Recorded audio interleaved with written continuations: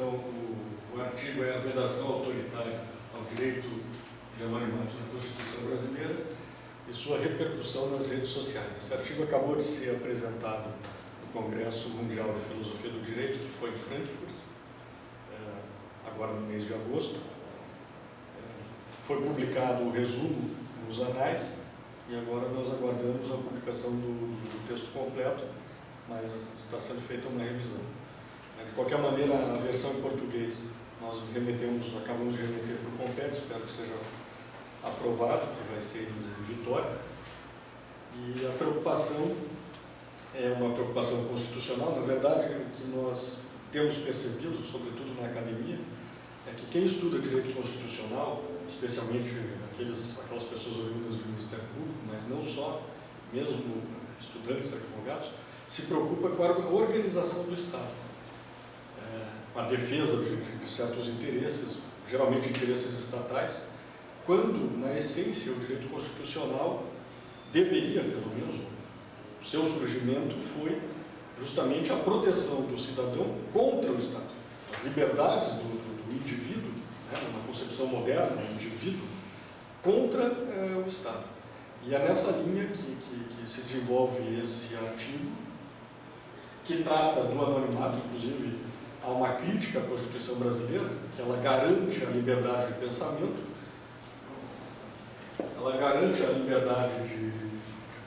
porém veda o anonimato. O que nós pensamos é que isso é um ranço autoritário, que se mantém na Constituição, no período de redemocratização, no último período ditatorial, e a repercussão dessa vedação ao anonimato, para nós, ela é muito forte no âmbito da VEB 2.0, no âmbito das redes sociais. O que nós defendemos é que há que se garantir, sim, o direito ao anonimato. Essa, em termos filosóficos, a filosofia do artigo passa pela ideia de patrimonialismo, um Estado patrimonialista.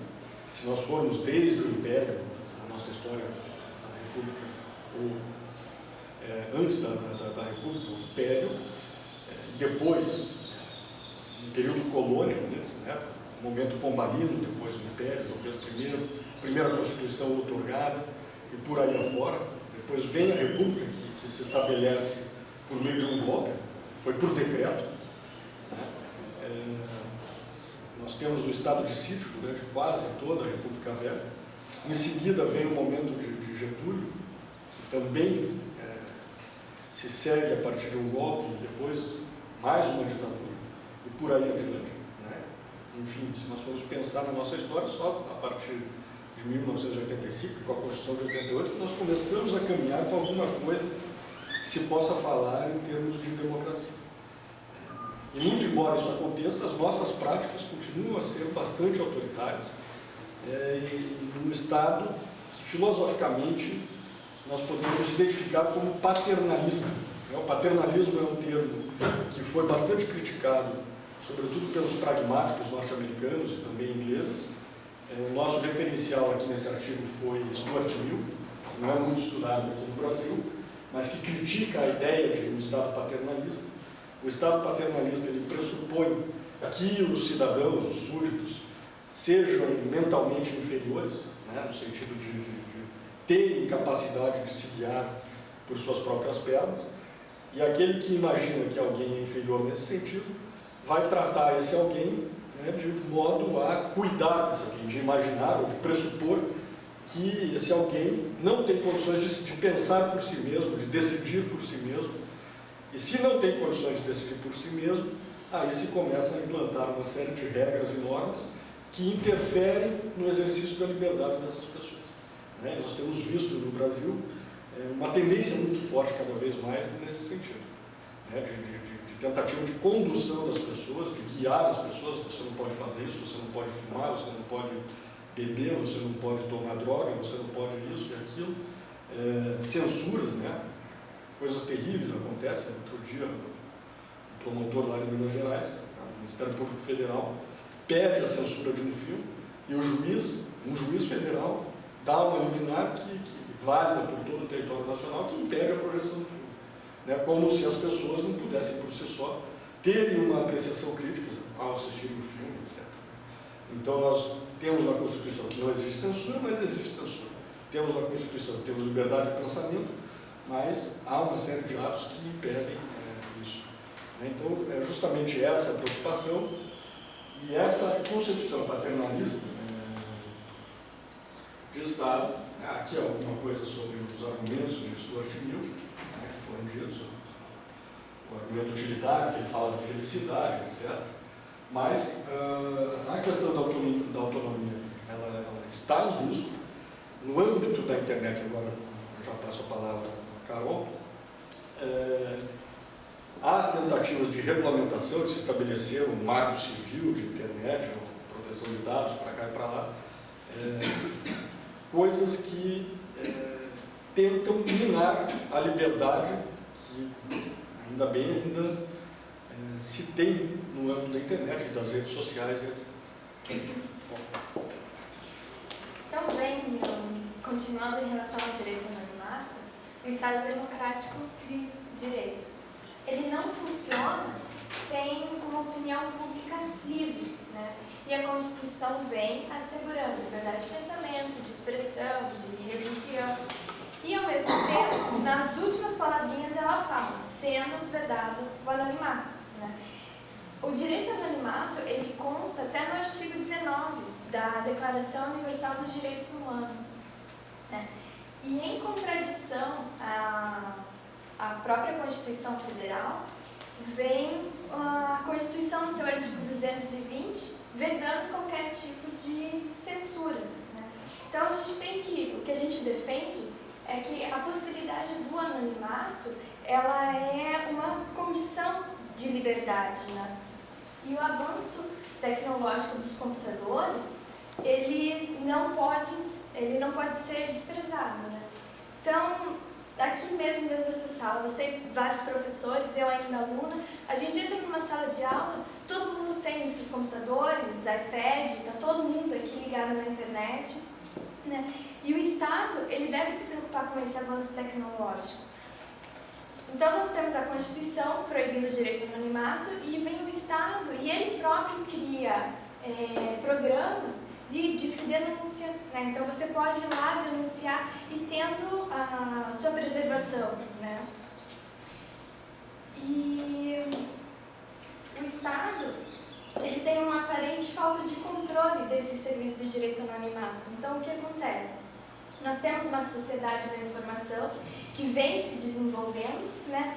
E, ao mesmo tempo, o Estado sabe que ele não consegue controlar totalmente esse direito ao anonimato. Então, o que ele faz? Ele veda totalmente. Ele fala é proibido, né? Ele não tenta regulamentar isso. Ele simplesmente vem e veda. Então, nós temos uma intervenção do Estado totalmente extrema, né? Aqui a gente tem um bom uso do direito ao anonimato, que é o site do Wikileaks. Então, a gente tem várias denúncias, né, do mundo inteiro, e inclusive agora, nesse ano de 2011, foi indicado para o Prêmio Nobel da Paz, o Wikileaks. E agora, na conferência de março de 2011, foi defendido o uso do direito ao anonimato, né, na internet. E o que eles defendem, né, é que o respeito ao anonimato e a privacidade dos dados pessoais das pessoas. Para fechar o nosso artigo, né, a gente fala da conclusão que teve com o avanço do rádio, né? Então, quando o rádio foi lançado, as linhas frequências, as linhas sonoras dele, o que acontece? Todo mundo poderia ter, né, uma frequência, né, e ter a sua programação, coisa e tal. O Estado vem e fala, não, agora eu vou regulamentar isso, né, e impõe limites. Então, o nosso artigo é a mesma coisa, existe direito ao anonimato. Se a gente não fizer uma regulamentação, o Estado vai vir, né, vai dizer não, se proíbe, que é a forma mais fácil dele dele regulamentar isso. Esse é um nosso artigo que a gente apresentou. Você tem mais alguma colocação? Na verdade, o que a gente fala do anonimato, que muita gente... aquela proibição do anonimato para estabelecer responsabilidade civil com relação à manifestação do pensamento. O que nós entendemos aqui são um problema do Estado, que encontre meios para, se quiser responsabilizar alguém, que responsabilize, mas nós continuamos com o direito individual de, na internet, fazermos uso dela da maneira como bem entendermos ou quisermos, a ideia mesmo de liberdade, de possibilidade, e que ela avança um pouco mais. A questão não é só a responsabilidade civil no caso da manifestação do pensamento, por exemplo, aquela opinião posta num artigo, num livro, num jornal, qualquer coisa assim. Ela vai muito mais além. A possibilidade de expressar, de manifestar o pensamento, ela pode ter várias formas.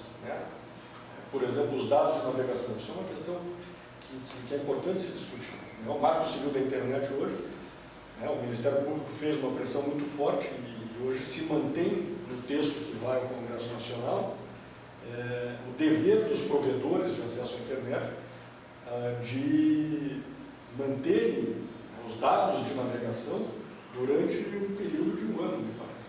Se queria reduzir para 6, por que é que esses dados de navegação têm que ficar na minha presença? Ora, aquela minha prática, por exemplo, a maneira pela qual eu me utilizo da internet, diz muito daquilo que eu penso, daquilo que eu sou, dos meus gostos, das minhas preferências. De tal modo que, se alguém tiver acesso aos meus dados de navegação, de certa forma vai saber muita coisa a meu respeito. E isso deve estar protegido. Por que é que isso tem que ser mantido e o Estado pode ter acesso? O anonimato, nessa forma de agir, deve estar preservado. É isso que nós defendemos. Ninguém deve ter acesso a esse tipo de coisa. Se estiver cometendo um crime, o Estado que ache meios para coibir crimes, etc. Mas não que para isso tenha que fazer uma devassa nos dados de todas as pessoas, de forma indistinta, de forma indiscriminada, como de fato acontece e tem acontecido.